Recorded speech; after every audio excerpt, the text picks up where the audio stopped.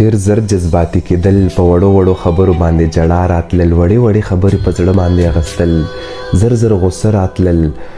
داسې خلک ګوره په زړه باندې صفا خلک دا د کمزورو زړونو والا خلک.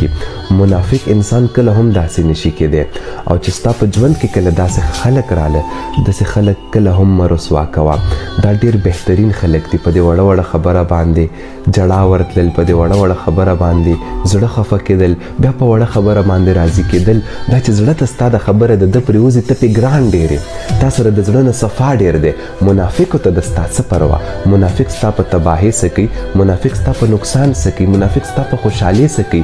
خو چې دا کم خلک په دې وړه وړه خبره تا نه خفه کېږي، لا جنګ جګړه در سره وکړي، لا لږه سخته ووایي، برداشت ورته کوه، ګرانې پې او مینه در سره کوي. دا معصوم خلک دي، په زړه باندې صفا خلک ګوره.